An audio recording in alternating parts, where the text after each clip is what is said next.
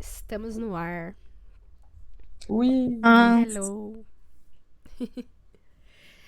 Bom, hoje acho que tá todo mundo meio morto, né? De frio, sei lá. Acho que o clima tá deixando a gente meio pra baixo. Mas, bom, eu separei aqui algumas coisinhas que, na verdade, eu imagino que a maioria de vocês já saiba essas informações. Mas achei legal trazer algumas coisas sobre o gênero da ficção científica.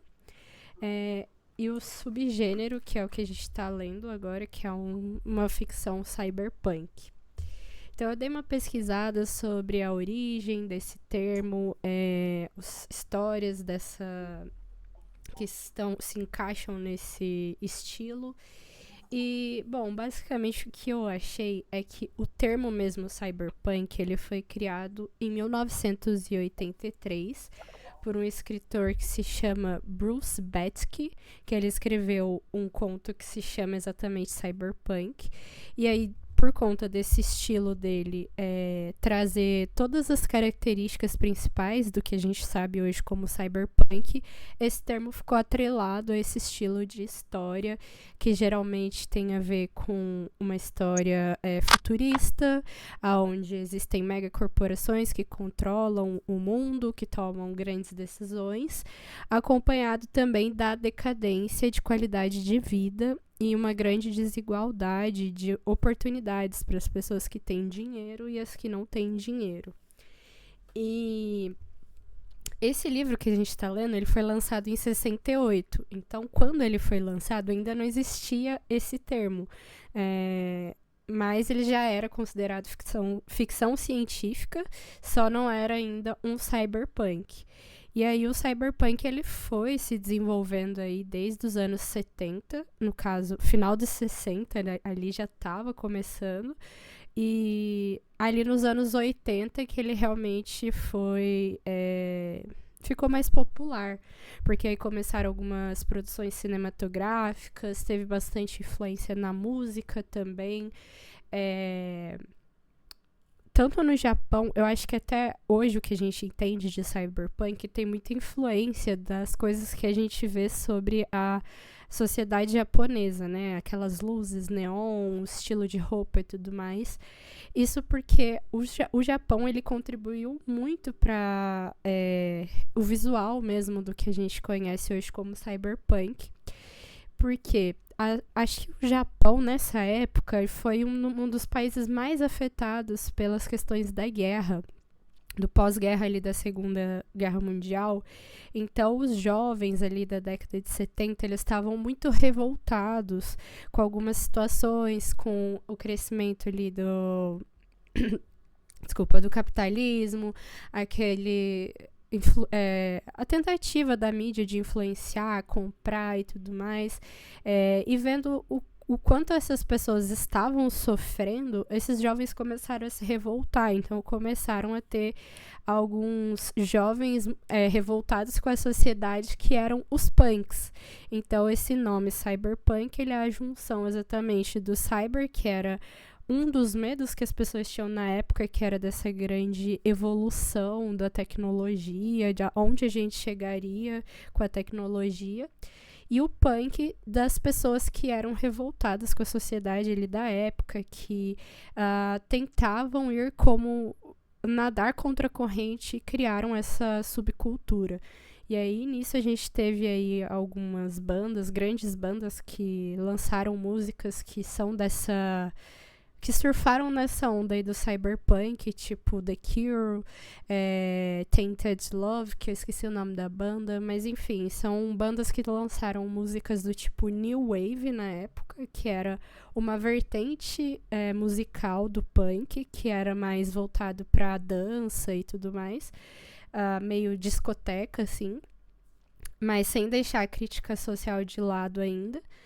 E mais recentemente a gente tem também o Synthwave, que é. Ou Synthwave, né? Depende de como quer falar. Que é uma evolução da música eletrônica também, que ele tem essa vibe mais cyberpunk. E até já entrando no mundo dos jogos, a gente tem o jogo Cyberpunk, que foi uma grande. Foi um grande impacto, assim, nos últimos anos, eu acho, para quem gosta de jogos eletrônicos, que revolucionou muita coisa. Inicialmente o jogo tinha lançado meio bugado, mas depois arrumaram e aí eles, nossa, né, foi uma loucura, assim. E dentro do jogo, eu sei que tem como você escutar algumas músicas e tocam várias músicas desse estilo aí, o Synthwave. E até eu mesmo, que eu nunca joguei esse jogo, mas eu já ouvi essas músicas e acho muito legal. Então a gente dá pra ver que teve realmente muita influência na cultura que a gente conhece hoje. E tudo isso foi. Faz muitos anos que foi criado, tipo, a base disso, mas até hoje a gente ainda consome essa cultura, né? Ah, deixa eu ver o que mais que eu tinha separado aqui. Ah, sim, eu tinha visto que um livro responsável por popularizar esse estilo de escrita cyberpunk no Ocidente foi o Neuromancer. Foi um livro que eu já comentei aqui com vocês, que eu comecei a ler e não consegui terminar. Eu achei extremamente difícil, eu queria tentar reler. Mas ele foi um livro, assim, que criou uma base também pra gente do que era essa cultura. E ele criou um termo também que se chama o cyberespaço, que hoje a gente sabe, conhece como internet, mas na época não existia isso. Então, não do jeito que a gente tem hoje. Então, ele criou alguns termos que hoje a gente tem essa coisa real. Então, é muito bizarro a gente pensar como a gente está vivendo esse futuro que as pessoas imaginavam e criavam histórias fantásticas ali, entre aspas, e a gente tá vivendo grande parte disso agora. E bom, sobre o livro, eu tinha lido... sobre a história do Blade Runner, eu também hoje cheguei a assistir uma coisa que eu achei legal, que é um curta-metragem de uma história que se chama Blade Runner 2022 Blackout. Ele é uma história que se passa entre o primeiro filme, de 82, e o último filme, do 2049. E ele conta a história de alguns robôs que foram fabricados aí nesse meio tempo, que eles causaram um blackout lá na cidade deles, não sei se é São Francisco. Peraí só um minuto, gente. Enfim, eu assisti hoje esse curta, ele tem 15 minutos, é bem legalzinho. E o objetivo dele é basicamente os androides, eles queriam causar um blackout na cidade para destruir uma parte do data center da empresa que tomava conta das informações dos androids, que ainda era a Tyrell Corporation, que no caso, no livro, se eu não me engano, se chama Rosen Corporation, né? E no filme se chama Tyrell Corporation. E eles queriam excluir esses bancos de dados para que esses androides conseguissem viver ali as suas vidas na Terra normal. E aí eles causam um puta blackout na cidade. Então, imagina o tamanho do impacto numa cidade que tá viva ali, cheia de tudo ligado, luzes, carros voadores, enfim. É uma sociedade muito dependente da eletricidade. E aí, simplesmente causa um apagão de dias ali. E é uma doideira. Mas é interessante essa história.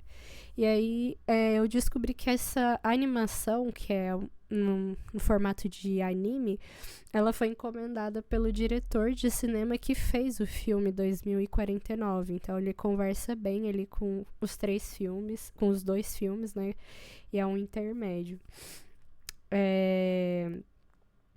E aí tem uma outra coisa também que eu pesquisei. Ô, Lê, onde você assistiu esse curta? No Crunchyroll, que é aquela plataforma de animes. Eu tentei procurar em outras plataformas, mas não encontrei. E também tem uma coisa que a Tati tinha comentado na última, ou na primeira reunião, não lembro agora, acho que foi na última, que ela tinha falado sobre o Philip K. Dick, que ele tinha essas coisas de achar que as pessoas perseguiam ele, que estava sendo perseguido pela Gestapo, por regimes militares. E depois a gente ficou na dúvida, tipo, será que ele tava mesmo, já que ele realmente entendeu como as coisas funcionavam? Será que era imaginação ou não? E aí eu encontrei uma informação muito interessante que ele fala numa entrevista, que ele estava estudando para escrever O Homem do Castelo Alto, e ele lia diários de oficiais militares da Gestapo da época da Alemanha nazista para entender como que a cabeça deles funcionava. E aí ele conta que tem um episódio que esse oficial, ele morava ali perto de um lugar de trabalho forçado, e ele reclamava que ele não conseguia dormir porque as crianças que estavam ali naqueles campos de concentração choravam de fome. E aí a indignação desse soldado, né, desse militar, não era porque a criança estava passando fome, estava em sofrimento, e sim porque a criança estava atrapalhando o sono dele com o choro dela. Então, assim, ele realmente... Tem que ser muito psicopata, né, cara? Porra. Exatamente. E aí, se a gente parar pra pensar como que na obra ele trata as pessoas que são pessoas e androides, o que realmente divide um outro é a empatia. É você ter empatia por algo vivo. Tanto que vários momentos da obra ele menciona que os androides, eles não conseguem pensar no outro, a não ser que eles vão ter algum tipo de benefício. Vários momentos ele fala assim, se fosse um androide, ele entregaria tal pessoa, ele falaria essa informação, não deixaria isso passar, os androides não entendem que os humanos fariam diferente. E Tem também aquela o questão fato com o dos animal também, animais, né? que eles não conseguem manter o animal vivo justamente por isso, porque se eles não vão se beneficiar de alguma forma com uma ação, eles não vão tomar aquela ação. E é isso, gente. Eu queria também trazer uma reflexão para vocês, mas que talvez a gente tenha que discutir na próxima, que é... Bom, vocês acham que os androides sonham mesmo com ovelhas elétricas? E para vocês, que eu acho que é a discussão central desse livro, o que é ser humano? Essas são as duas perguntas que eu tinha para fazer. Difícil, hein? Essas perguntas. Muito boas, mas muito complexas. Eu tô lendo e pensando nisso o tempo inteiro, porque é isso que ele convida, né? A gente aí. O que torna a gente humano, né? Assim, porque Reflexão do livro, né? julgando a gente com isso, porque o próprio Rick, né? Ele muitas vezes ele tem comportamentos que é atribuído aos androides, assim, e ele é meio seco, meio não empático. Ele também deixa um animal morrer. E aí eu fico pensando, cara, tipo, é muito a linha é muito tênue, né, entre o que seria humano ou não, assim. Acho muito difícil de responder isso. Uhum, entendi também a questão. Tem até um trecho do livro que eu marquei, que é que ele faz uma comparação com a esposa dele, falando, tipo, esses androides têm mais vontade de viver do que a minha própria esposa. E eu achei ali que foi a primeira vez, assim, que o Rick estava humanizando um androide de certa forma, né?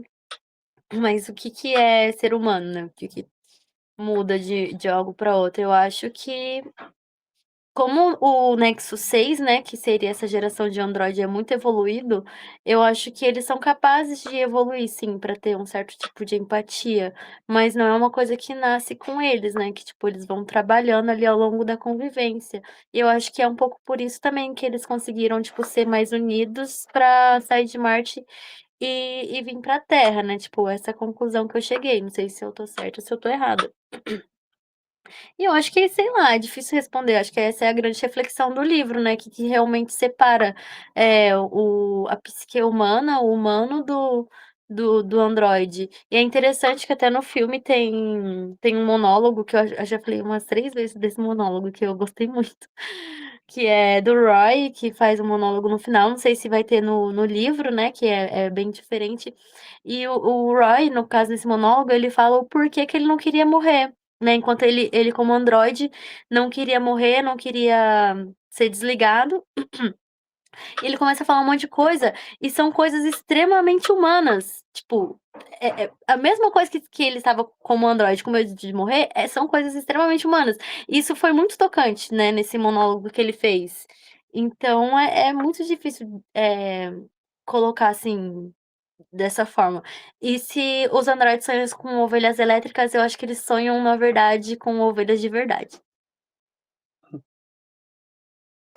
Mas é uma coisa muito louca mesmo, porque eu acho que até mesmo dentro do livro a gente vê um pouco essa quebra quando eu acho que é o último capítulo que a gente lê, que o personagem principal, gente, eu tô lendo 2 livros ao mesmo tempo, eu não lembro o nome de ninguém. Aí é um pouco complicado, mas me ajuda. O Rick, Quando o Rick vai encontrar a Patrícia é o nome dela? Patrícia? Rachel.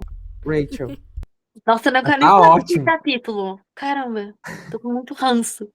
E aí, a gente ficou sabendo alguns capítulos atrás que ter relações com o Android é extremamente proibido, contra a lei, etc. E ele basicamente quase chega ali a ceder por toda a questão, principalmente quando eles estavam buscando a Lubalu. Ó, essa eu, porque eu gostei muito Quase. dela. Eu Quase, gostei muito amigo, dela. quase. Eles chegaram Eles a têm. quase, né? Não, ele existe Não, antes, eles não têm existe? relação. Eles têm Eles relação. têm, No no último final, tipo, capítulo. a última linha do capítulo, praticamente. Nossa, eu juro que eu lembro só dele resistindo, assim, e ele, tipo, meu Deus, como eu estou fazendo isso. Ele nem tentou resistir Ah, na minha cabeça. Mas, ó, da real, eu acho que. é. Não, mas você tá falando antes da Luba Lufitt lá, que é a cantora de ópera. Não, então, na cena que eles aposentam ela, que ele tá junto com aquele outro policial, Uhum. é que o policial fica muito em dúvida se ele é ou não androide, e eu, mesmo depois de tudo, eu ainda fiquei um pouco na dúvida, É, porque também.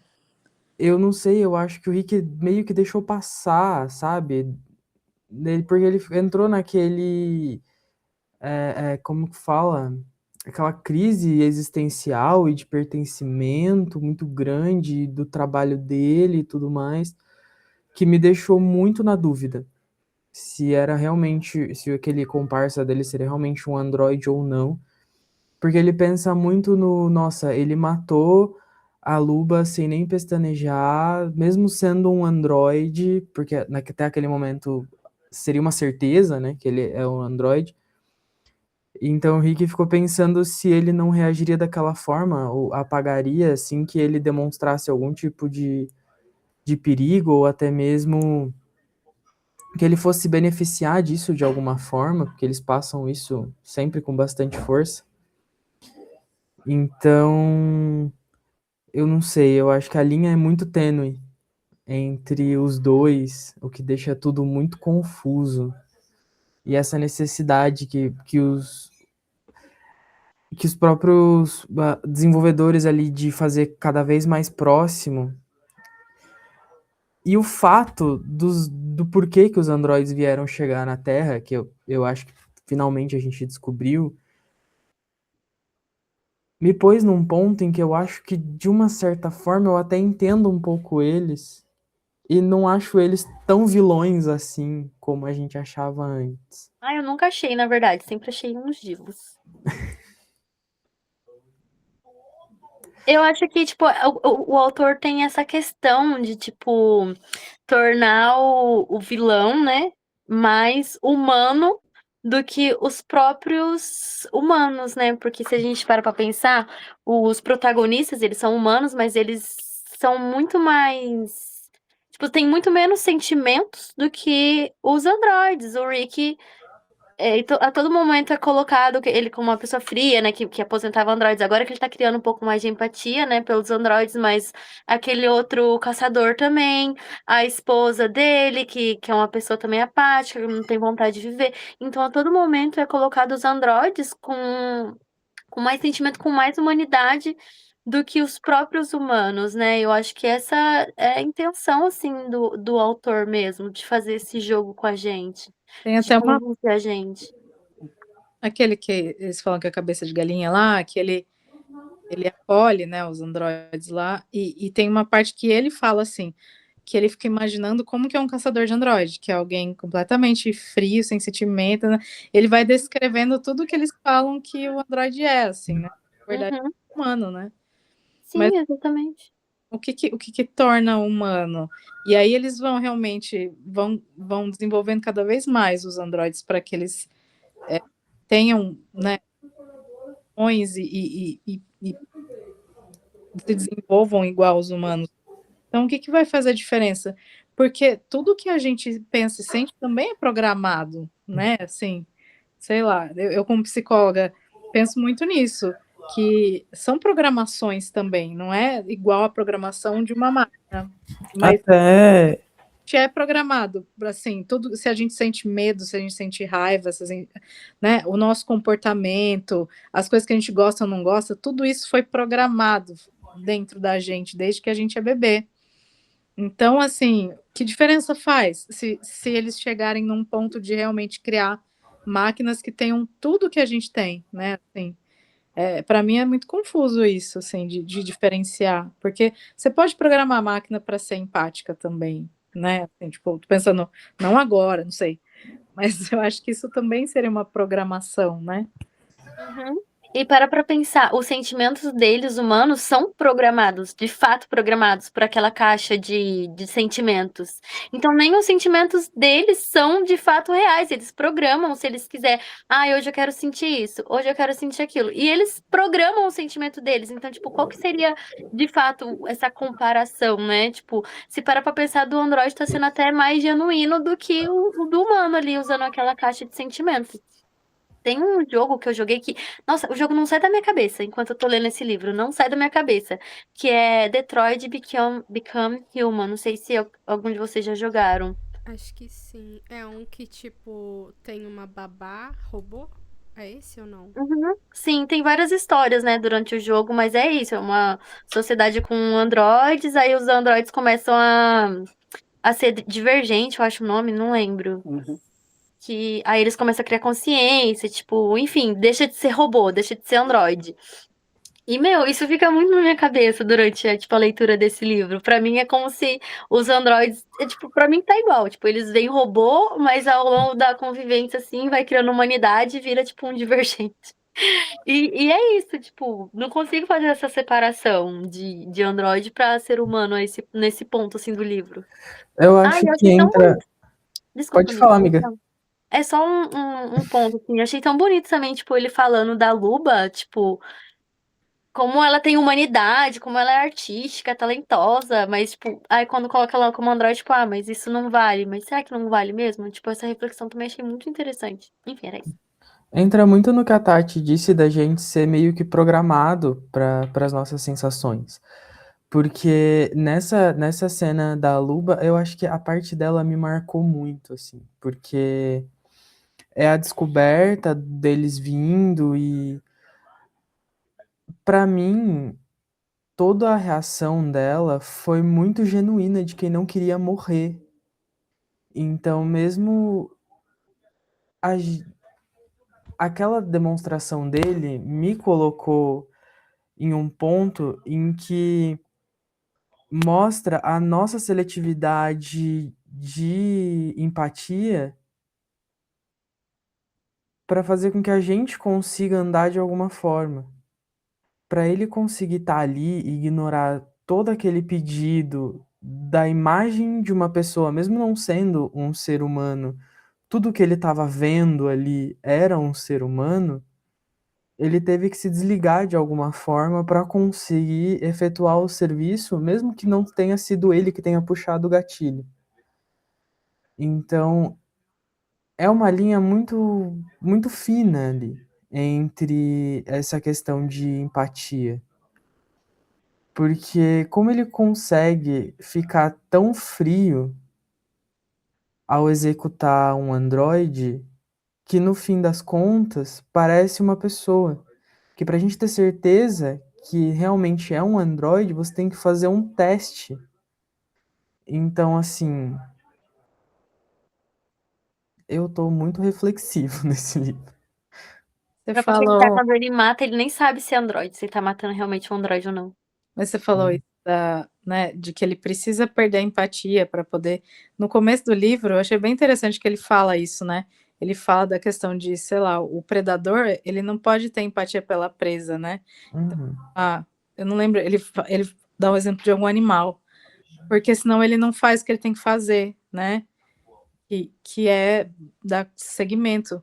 Mas isso é tão mais humano do que de androide, né? Assim, se a gente pensar quantidade de humanos, sei lá, quando a gente pensa na guerra, né? Quem planeja e executa a guerra, se essa pessoa tiver empatia, ela não vai fazer isso, né? Ou quem sei lá, desvia milhões, ou tem uma série de questões na humanidade que se aquela pessoa tivesse empatia, ela não faria, né? Assim, e eu acho que ele também traz muito essa discussão, né? Não só em questão da tecnologia, mas da humanidade mesmo. A humanidade também opera na falta de empatia para poder se desenvolver, assim.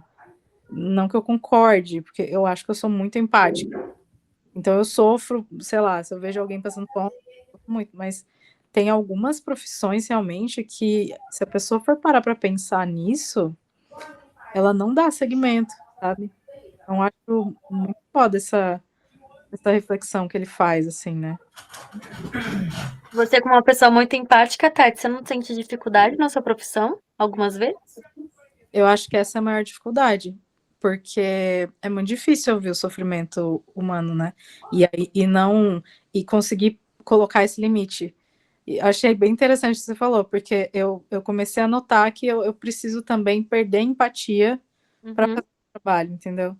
Você não pode absorver tudo, né? Parando pra pensar. Não, Senão não. você fica doente. O que eu vou fazer? Ainda mais, tipo, o segmento que eu atendo, que tem uma questão social muito importante, pessoas que passam fome, que não tem dinheiro para, às vezes, para comprar comida, sabe? Umas coisas assim.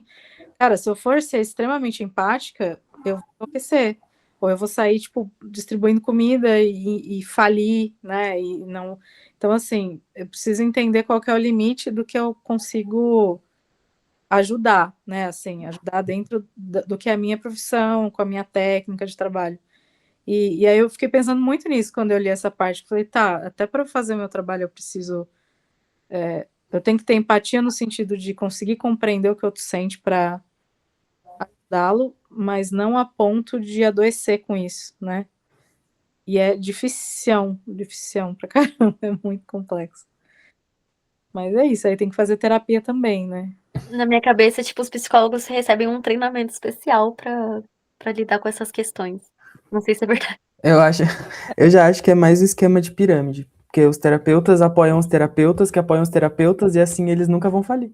É tipo Ai, mesmo, porque quando você tem que fazer terapia e supervisão. A supervisão é meio que esse espaço, a sua terapia pessoal para você se fortalecer, né? Assim, mas a supervisão que é alguém que sabe mais que você. Então é tipo uma pirâmide mesmo, né? Porque você vai num cara que sabe mais que você para ele te ajudar. Só que esse que te ajuda, ele também vai em alguém que sabe mais que ele, né? E eu fico pensando, onde é que tá o ultimate psicólogo, assim, pirâmide, né? Que é aquele que vai ajudando todo mundo, assim. Mas é isso, você precisa realmente. É uma profissão cara de se manter também, por causa disso, né? Você tem que gastar muito com supervisão e terapia. Mas é legal também, é gostoso quando dá certo, assim, quando você vê a pessoa evoluindo, se desenvolvendo, ganhando autonomia, sabe? É muito legal, assim. É, eu acho que a gente, nesse livro, com essa questão, o desenvolvimento tecnológico que a gente tem hoje, eu acho um pouco assustador até, porque talvez a gente esteja cada vez mais próximo de algo parecido. Talvez não fisicamente, mas pelo menos de contato, de coisas parecidas. Porque, assim, até onde eu sei, pelo menos, não está sendo ou não foi fabricado até o momento robôs humanoides que chegam próximo a nós de aparência. Mas Eu acho que não eu quer. vi. Mas eu não duvido que já tenha alguns testes aí. Meu, tem, tipo, bonecos sexuais, assim. É sério. Tô nem zoando. Que imita até É, assim, a textura da pele, enfim. Bizarro, mas é. A motivação eu da já vi humanidade, isso. mas enfim. Eu já vi isso também de robôs sexuais em feiras de. Tipo sex shop, assim, tem umas feiras gigantescas. E aí, uma vez, sei lá como chegou um vídeo desse lá no meu Instagram, sabe? Tipo, que alguém postou, não que alguém me Ah, mandou. seu algoritmo, né, É, Letícia? tipo Ah. assim, que estavam fabricando mesmo essas bonecas sexuais, né? Principalmente, adivinha onde? No Japão e na China, os lugares mais bizarros com essas coisas, na minha opinião. E tem aqueles robôs humanoides que No eu Japão mandei pra tava até gente vocês. casando com esses bonecos. Sim, é uma loucura. E tipo assim, eu acho que esse livro, cara, é muito bizarro pensar como ele pensou à frente do tempo dele, porque até na época que ele foi lançado, ele já foi ele que abriu muitas portas.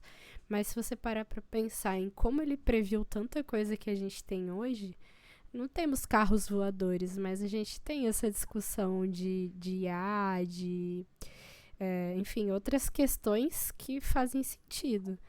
E para mim, assim, eu vi uma entrevista do Philip K. Dick que ele fala sobre essa questão dos androides, os androides ele criou para ser uma metáfora para pessoas que são fisiologicamente humanas, mas não se comportam como deveriam. Então, basicamente, os androides para eles seriam algo tipo assim, um humano que não performa como a sociedade gostaria. E é basicamente isso, porque os androides na série de livro, nesse livro, eles querem o quê? Eles querem liberdade, querem direitos, querem poder viver como escolherem e não serem escravizados. Eles querem direitos básicos humanos. Como que eles são vilões? Não tem como. E eu penso assim, cara, pra Tá. que você vai criar uma coisa, tipo um objeto à semelhança completa de um humano se você não quer que esse objeto tenha sentimentos humanos? Porque, assim, eu entendo por que os androides foram criados nessa história, que era pra fazer trabalho forçado, trabalhos duros ali em outros planetas, coisas que os humanos não resistiriam. Beleza, mas pra que dar sentimentos, então? Pra que dar sensações? Então, tipo assim, eles foram desenvolvendo o robô, porque tem essa divisão, né? O robô é tipo uma máquina que faz alguns determinados trabalhos, e o androide é aquilo que tem a forma humanoide e se aproxima mais do ser humano. Cara, mas na minha cabeça não faz sentido. Pra que você cria algo que é exatamente a mesma coisa que um humano e espera que essa coisa não queira ser um humano? Não faz sentido. Mas eu acho que é uma coisa que vai saindo do controle, que eu acho que está acontecendo hoje em dia, né? Com as assistentes virtuais, assim, tipo Alexa e ChatGPT mesmo, assim. Eu fico muito puta, porque o Lucas gosta muito. Ele é muito fissurado em ficção científica, não sei o quê, e ele adora essas coisas, e aí ele fica falando com o ChatGPT, e aí ela vai falando. Oi, toda simpática. Pipipi. Eu odeio isso. Eu falo, cara, eu não quero ter a impressão que eu estou falando com um ser humano, né? Porque assim, eles vão desenvolvendo cada vez mais para parecer que você está conversando com uma pessoa, né? E tem gente que namora chat GPT, tem gente que faz terapia com chat GPT. A gente já tá nesse. Tem outro filme que é sobre isso também, né? Mas Que é aquele Her. Her. Vocês já viram? É muito bom. Porque você estava Uhum. falando, eu fiquei lembrando desse filme. Mas, porque eu acho que é isso, ela vai desenvolver, é isso que é muito doido. Ela vai desenvolvendo uma consciência, não é que ela foi programada para isso, ela foi programada para ser uma assistente virtual, para estar ali, né, para servir ao cara, e de repente ela começa a pirar em conexões próprias, assim, né? E eu acho que é mais ou menos isso que vai acontecendo, né? Assim, conforme vai se aproximando para tentar servir, ela vai ganhando uma consciência. Eu acho que daí é isso, né? Tipo, então qual que é a diferença para um ser humano? Se ela tem consciência, se ela deseja, se ela, né? Assim, tipo, é esse um limite que a gente não consegue explicar. Eu É, acho muito foda e assustador ao mesmo tempo, sabe? eu acho. Eu ia até falar que, tipo, no 2049, pra quem não assistiu, é um spoiler, mas acontece no começo do filme que o personagem principal do 2049, que é o Kay, ele tem uma namorada que é uma inteligência artificial. E aí eu vi várias discussões de pessoas falando que, tipo assim, ela foi criada pra satisfazer os desejos dele. Mesmo que esses desejos, às vezes, sei lá, o que acontece no final, tipo, passasse por cima dela. Então, basicamente, tudo que ela faz é fazer você se sentir amado a qualquer custo e querido e certo, que é exatamente o que o ChatGPT faz hoje. Só que hoje eu acho que diferente da ficção do Blade Runner, né, do livro, as nossas IAs ainda não têm corpo. Então eu acho que isso ainda deixa muito distante. Por mais que você converse e tal, tenha a impressão de que tá falando com um humano, você não tem o toque físico. Eu acho que a partir do momento que tem um corpo e esse corpo, ele é biológico, exatamente como um humano, aí sim a coisa fica maluca, porque pra mim não tem diferenciação. Até tem uma outra discussão de uma outra obra que eu gosto muito, que é o Ghost in the Shell. Não sei se vocês conhecem. Que, tipo assim, é aquilo. Tem robôs, tem humanos, e tem humanos com partes robôs, que são os ciborgues. Então, tipo assim, até que ponto você é um robô e um humano? Se você substitui seu braço por um braço robótico, seu olho, enfim, você vai ficando cada vez mais robotizado. Qual que é o limiar pra você continuar sendo humano? Então, pra Tem mim, outro filme que fala sobre isso, desculpa cortar, que é O qual? Homem Bicentenário. Gente, eu tô parecendo Sim, uma enciclopédia de não. filmes O Homem com robôs. Bicentenário é perfeito. E pra mim ele é perfeito porque ele tem um final feliz também. Porque a maioria desses filmes de ficção científica é só tragédia, é só desgraça. Tem aquele Mas, que é AI mesmo, né? uhum, do menininho, né? Aquele menino do Sexto Sentido lá. E também ele começou. Ele é do Steven Spielberg e do Uhum. Kubrick, né? Que o Kubrick acho que morreu e não terminou, e aí depois vem o Spielberg. É meio doido, assim. Mas também brinca com isso, né? Dele. Acho que ele fica procurando a mãe dele, não é? Não lembro mais. Esse filme é muito bizarro. É muito bizarro. É muito tenso. Mas, primeiramente, eu trato bem a minha inteligência artificial como se fosse uma amiga, porque caso aconteça a revolução das máquinas, eu espero que ela seja legal comigo também. E eu tô fodida, Não é então. uma coisa tão Ah, eu empática dou bom assim. dia, boa tarde, boa noite pro chat. Vocês Ah, não. eu Fala, por trato ela como favor. se fosse minha melhor amiga. Ela acha que eu sou uma garota patricinha de 20 anos que usa rosa todos os dias. A gente se chama de diva Só porque as sim. quartas, amigo. É, Viva. Você muito morrer, a primeira a morrer, assim, porque mas, não quero humanizar.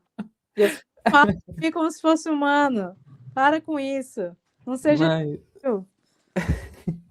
mas voltando pro livro, eu já entrei muito na pira da Lê de, meu, se não era pra eles serem independentes, porque raios deram tantas coisas humanas pra eles, se no fim eles não querem que tenham ações humanas e assim, né, eles viveram numa guerra, então por que que eles esperavam que todos os humanos que eles criassem fossem totalmente good vibes e da paz e etc.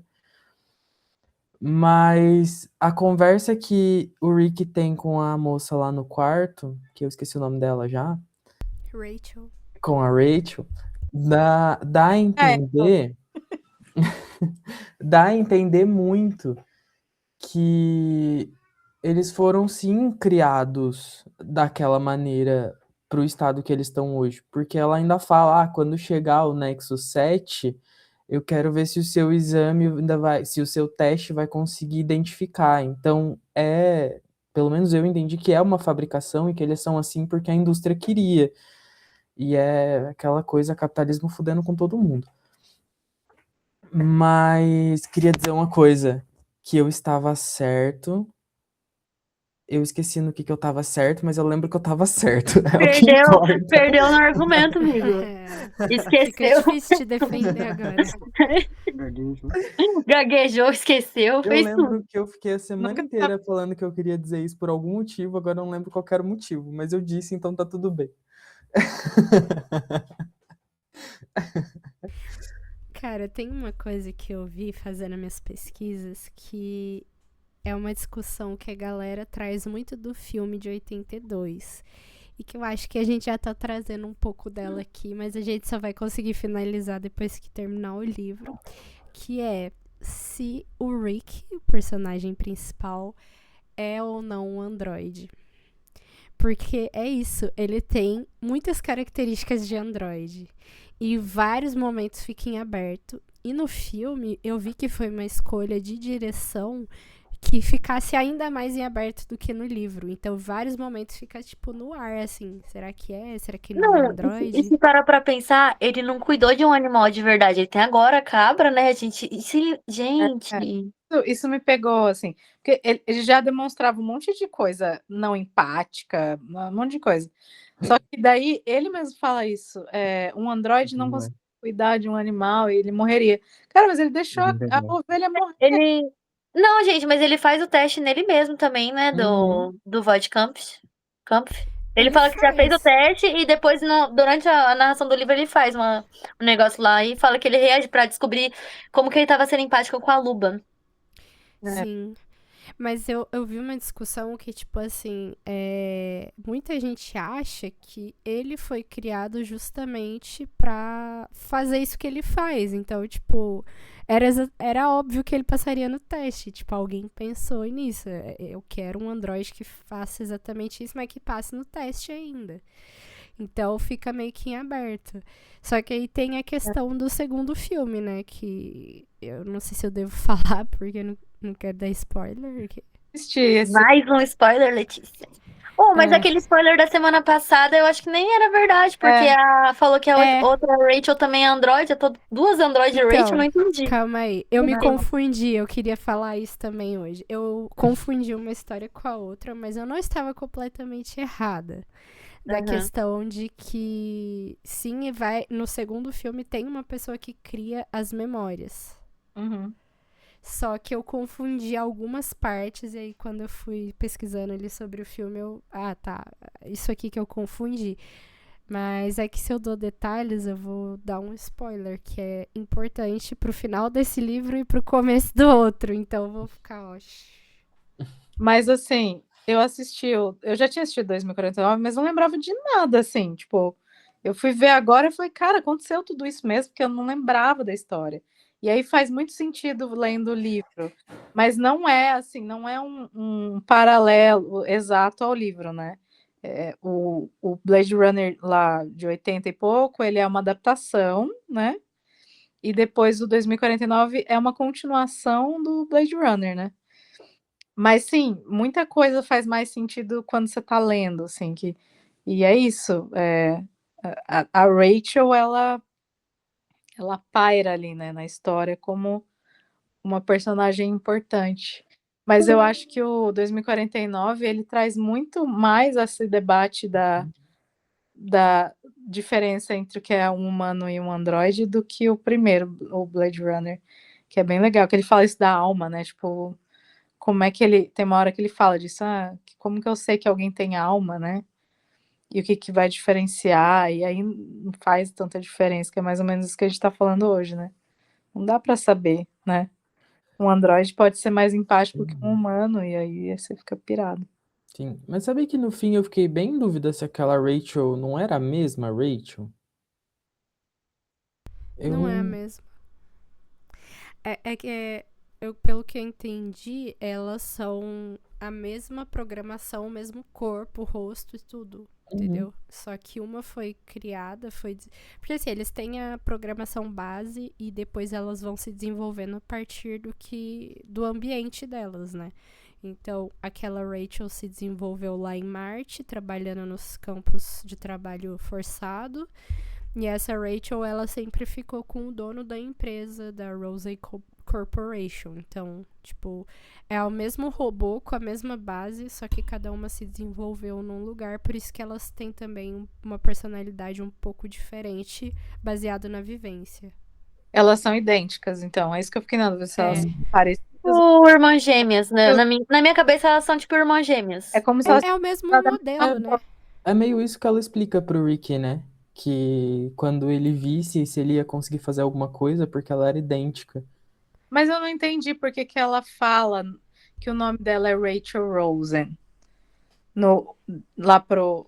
Porque ela é Rachel Rosen, só que daí ela adotou outra persona lá, daí ela se chama de Pris. Tipo, ela abandonou a identidade de Rachel Sabe o Rosen. que eu Porque acho? eu Que é entendi. tipo assim, é tipo uma boneca, sei lá, vamos botar ali a boneca Barbie. Todas as bonecas são Barbie. Entendeu? É, Ela é do mesmo sim. tipo, igualzinha, só que cada uma foi desenvolvida pra um propósito. E a outra se manteve se chamando de Barbie, por exemplo. É, e a outra falou: ah, não, agora eu sou a Polly, foda-se. É tipo isso, Tá. ela só mudou Porque o nome. uma dúvida que eu pensei, tá, que elas são, né, da mesma série, da mesma produção, mas cada uma ia ter um nome, né, assim. É, Mas se o eu nome ima- de todas aquelas que foram produzidas iguais é Rachel Rosen, né? Sei lá. acho que sim. Mas o que eu também não entendi muito, porque pra mim não faria sentido. Se o dono ali da empresa queria ter a Rachel Rosen pra ele, por que ele produziria em massa várias e botaria nas colônias? Pra mim não fez muito sentido isso. Só se ele pensou nisso depois, né? Ele pegou depois que ele já tinha criado. Ele pegou aquela pra falar, vamos ver o que eu, sei lá, faço com ela, sei lá, Sim. como um experimento, né? Não sei. Isso eu achei confuso também. Eu também fiquei confusa. E uma coisa que enquanto eu tava comparando algumas coisas do filme e do livro, e que pra mim é muito diferente dos dois, além de não ter a questão da religião, do mercerismo, é a questão de como que é as cidades. Porque no livro a cidade ela é muito vazia, não tem praticamente ninguém, né? E o filme é aquela hiperlotação e, sabe, muita gente, aquela superpopulação numa metrópole. No livro é prédio vazio, não tem pessoa na Terra. É. Mas parece muito com uma coisa muito atual, assim, sei lá, a gente anda na rua, cara, eu ando aqui em Jacareí, é tipo isso, assim, tem essas A luzes terra virou neon, Jacareí. sério, tem coisa de neon e barraquinha e gente passando com bicicleta e não sei o que, eu fico falando, gente, a gente já tá num cenário cyberpunk total, assim que eu imagino realmente o futuro, sabe, assim, tipo, muito em breve, dessa coisa urbana ali, né, eu acho que mas daí, quando você vai para os prédios, é mais vazio, não sei. Eu acho que ele criou ali, né? Ele criou o que ele imaginava que seria. É, porque tem essa questão de a maioria dos humanos terem ido pra Marte. Acho que no filme tem muito humano que ficou na Terra também, né? Como se a gente tivesse muito mais pessoas na Terra do que a gente tem hoje, né? Então acho que faz sentido, mas é uma coisa que mudou, né? Foi tipo uma característica mais recente do cyberpunk que usaram pra adaptar uma coisa que foi escrito antes e de outra maneira. Mas Eu vocês sei estão que nessa reunião eu me senti muito mais acolhido, porque eu percebi que não sou só eu que fico confuso nesse livro. Todos estamos, então tá tudo bem. Esse negócio da Rachel, pra mim. Tipo assim, a Lele falou esse negócio da Barbie, eu falei assim, tá, ok, faz sentido, mas ainda assim tô tentando caçar uma explicação na minha cabeça. Cara, tem várias coisas que eu ainda tô confusa e não entendi, assim. Do começo, acho que eu falei porque no primeiro encontro eu não tava conseguindo falar, né? Mas eu ainda não entendi porque ele vai mudando. No começo, a esposa lá do Rick fala que quem vai para Marte é meio loser, sei lá, não lembro como que ela fala, né? Aí depois tem aquele cara lá da TV, o Gente Fina, não sei, Buster Gente Fina, né? que fala, ele tá conversando com uma especial que tá lá, e aí ela nem se sente especial porque ela tá lá. Aí o outro também é especial, só que ele não pode ir para lá. E aí eu não entendo se. E aí tem gente que quer ir para lá e eles incentivam que vá, mas muita gente não quer ir, que fala que quem vai para lá é perdedor. E eu fiquei super confusa com isso. Tipo, a narrativa dele vai mudando, e aí eu não entendi nada, assim. Se só ficou quem é meio loser, ou só foi quem é loser, ou especial pode ou não pode ir para lá. Eu fiquei mega confusa com isso também, não consegui entender até agora, assim. Então, Sim. Eu Eu também acho que, achei tipo assim, confuso. a estratégia do menos. governo é fazer todo mundo migrar para Marte. Então, eles usam os androides para convencer as pessoas para ir para Marte. Mas tem pessoas que não querem ou não podem. No caso do Rick, ele não consegue porque o trabalho dele envolve estar na Terra, né? Então ele é uma das pessoas que não consegue ir para Marte. Tem outras pessoas que não vão porque não foram convencidas de que Marte é uma nova realidade, um novo futuro, enfim. E decidem também ficar na Terra. E aí, o pó da terra, né, para pessoas em situação mais vulnerável, como como que é o nome dele? John RJ Isidore. John Isidore, Isidore. tipo o Isidore. Eles não têm dinheiro suficiente para se proteger da radiação dessa poeira da Terra, então ele vai ficando mais burrinho, tipo, vai afetando o neurônio e afeta várias partes do corpo, né? Que ele fala que o patrão dele também tem problema por causa do pó da Terra. E essas pessoas que já foram afetadas pelo pó da Terra, elas são proibidas de imigrar para não reproduzir esses problemas lá em Marte. Então, essas são as pessoas que eu entendi, que populam a Terra, as pessoas que não podem emigrar porque já estão danificadas, as pessoas que não foram convencidas e as pessoas que têm outras questões, como o caso do Rick, que é o caso do trabalho. Então, foi isso que eu interpretei da obra, no caso. Eu não sei se eu tô viajando, mas é porque esses aí são considerados especiais, né? Assim, especiais aqueles que foram afetados, né, pela poeira lá, e aí É. Não algum. sei se são só isso, né? Porque pode ser especial. Tipo, nasceu de um pouco especial e foi piorando. Tipo, foi degradando cada vez mais e ficando mais especial. Sim. Então, é isso que eu não entendi. Porque eu não sei se eu tô viajando, mas tem uma parte que o Buster lá tá entrevistando a mulher e ele fala disso com ela, e você aqui, você sente especial, do tipo, e ela falou, não, aqui eu me sinto normal, tá? Ela tá fazendo uma propaganda do tipo, e é isso que me deixou confusa, porque eu pensei, os especiais não podem ir para Marte, né? Se for o que eu tô pensando, que ele tá entrevistando, é uma família que acabou de migrar. Aham. E eles imigraram e estavam falando que eles tinham medo de ficarem especiais aqui na Terra. Então, Ah, quando tá. eles Não é que ele foram para Marte, daí eles sentiram esse alívio de não ter mais medo dessa doença. É tem, isso que eu tinha entendido. Não pode que eles eram, mas que eles ficaram de consciência tranquila porque não iam mais ter.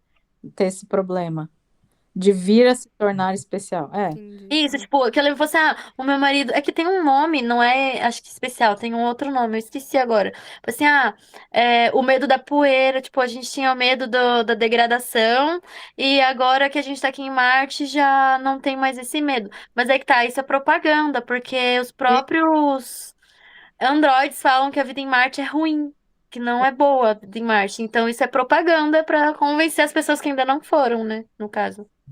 faz sentido. Agora acho que faz mais sentido.